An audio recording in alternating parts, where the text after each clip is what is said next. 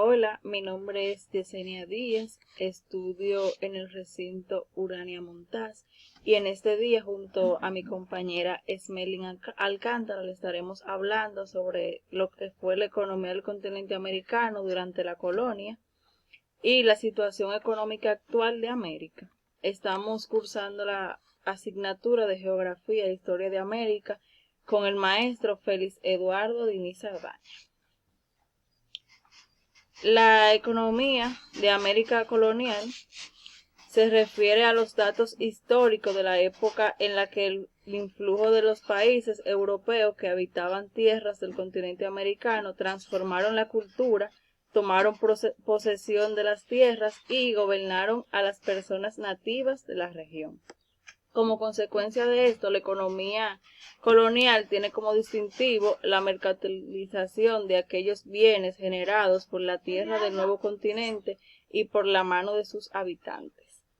En general, la economía colonial se desarrolló durante el siglo XVIII entre países desarrollados que actuaron de manera dominante sobre aquellas regiones del continente americano que habían sido colonizados.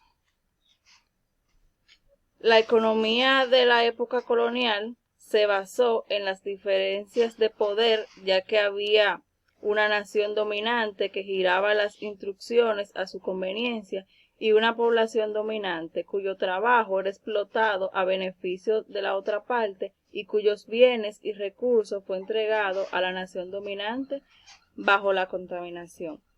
La economía colonial se fortalecía de los recursos naturales que eran explotados sin buscar preservarlos, por el contrario, se servían de ellos de manera abusiva. En cuanto al cobro de impuestos durante ese periodo, no se realizaba para beneficio del pueblo americano, sino para mantener el estatus de los gobernantes dominantes.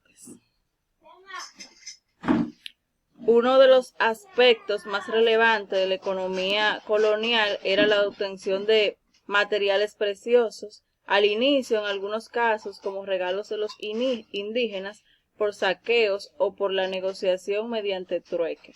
Luego por la recolección de los mismos mediante la mano de la obra indígena, quienes sabían dónde ubicar tales metales y cómo extraerlo de la naturaleza.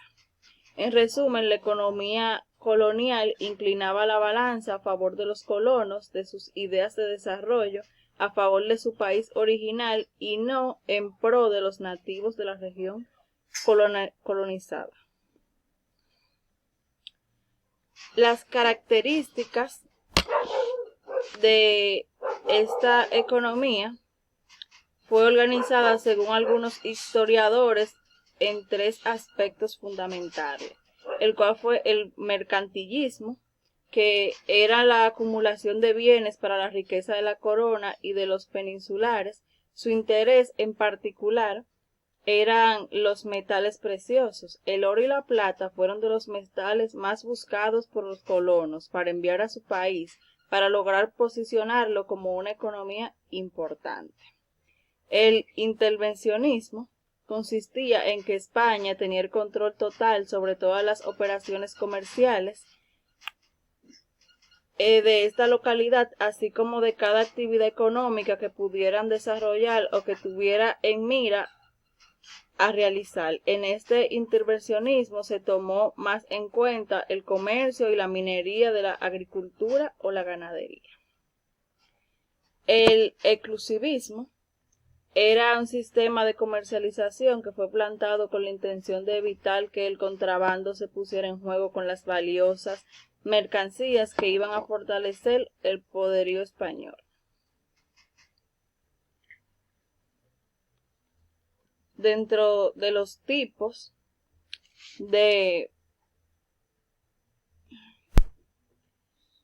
Dentro de la economía colonial se desarrolló con diversos tipos de bienes y de ingresos, como estaba la encomienda, que fue el primer método de explotación utilizado por los colonizadores y el más exhausto.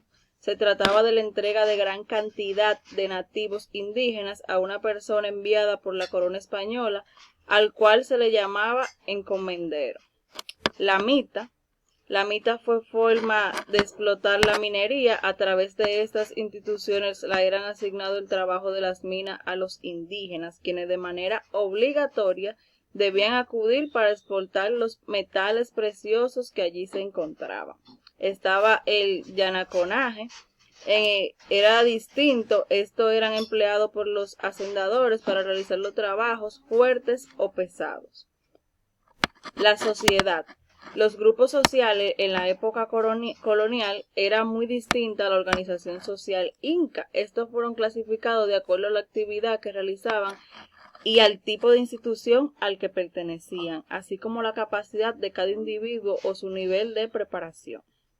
La aristocracia fue compuesta por los españoles y algunos criollos que tenían algún título nobiliario.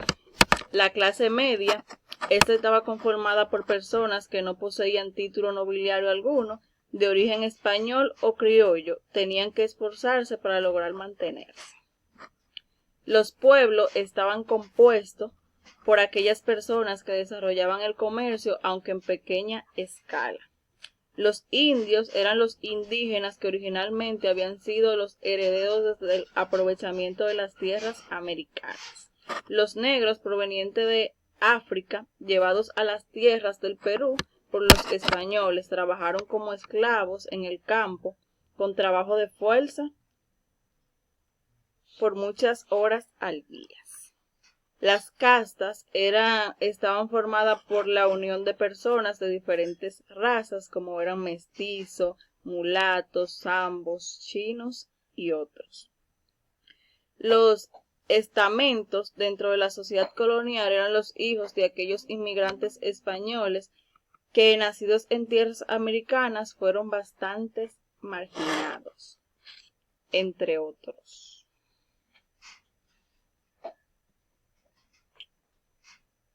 Sobre la economía colonial, fue una parte importante debido a que se basó en la explotación de metales preciosos, y es importante hacer referencia a que esta explotación de las minas estuvo sujeta a un gran conflicto con los indígenas, debido a que éstas pasaron a que el sector más importante de la colonia.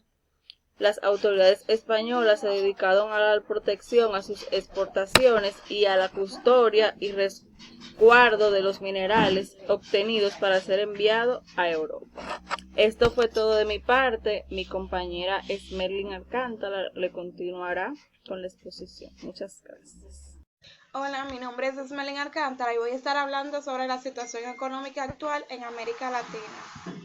Según el Banco Mundial, la economía de Latinoamérica a precios de mercado es la tercera más grande y potente a nivel mundial, con 6,6 billones de dólares. Está basada mayoritariamente en una economía secundaria y o terciaria. Las economías de mayor tamaño en Latinoamérica, basándose en el Producto Interno Bruto y el PPA en la paridad del poder adquisitivo, están encabezadas por Brasil con 3,30 billones de dólares, México con 2,61 billones según las proyecciones del FMI en abril del 2001.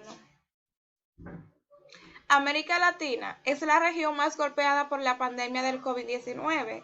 La fuerte contracción producto de la crisis sanitaria ha tenido enormes costos económicos y sociales, ya que llegó después de varios años de un débil desempeño, con un bajo crecimiento promedio y progreso limitado en los indicadores sociales, y tras un periodo de agitación social que sacudió a algunos países a finales del 2019.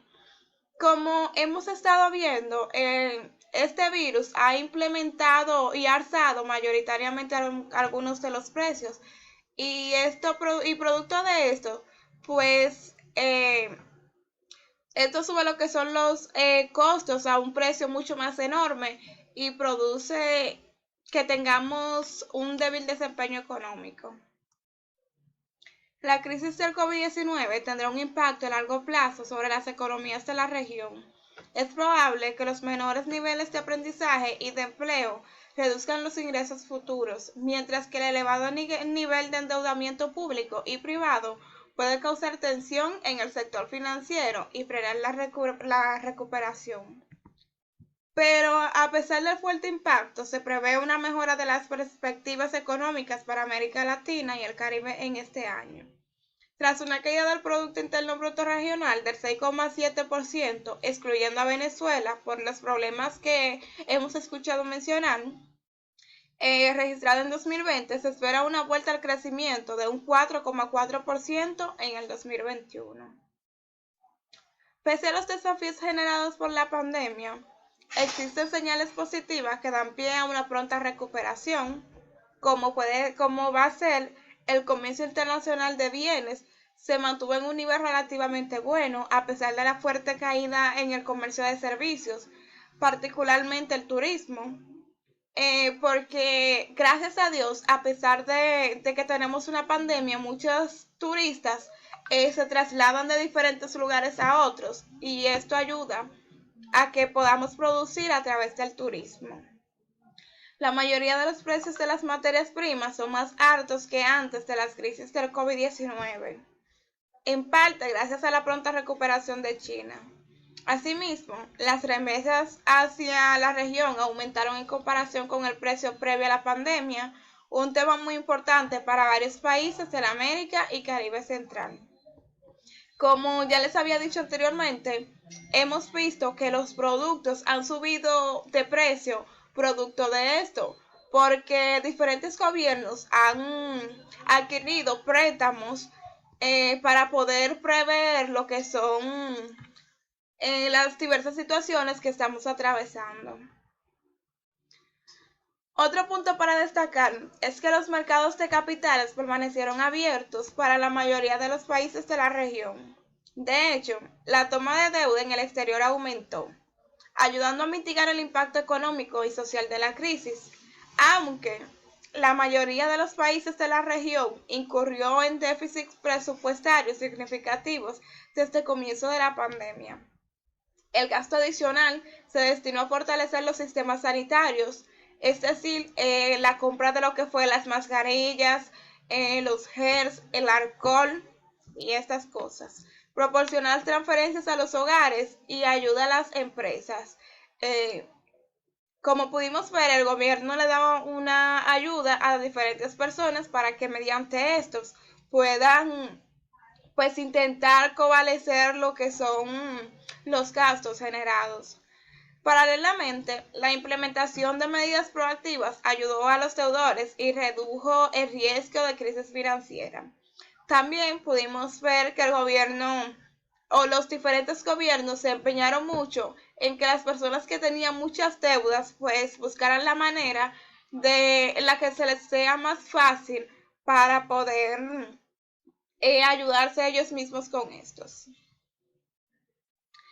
Este es un pequeño gráfico de la economía latinoamericana post-coronavirus, y la variación real del Producto Interno Bruto en países latinoamericanos seleccionados en el 2020 y en el 2021. Aquí podemos ver que dentro de los países más golpeados están Brasil y Ecuador, como podemos ver en esta parte. Vemos que en el 2020 fue muy afectado, pero ahora en el 2001 fue más afectado. En México es posible que pueda crecer un 3,8%, mientras que en Ecuador tendría una de las tasas más bajas de crecimiento de la región con apenas un 1%.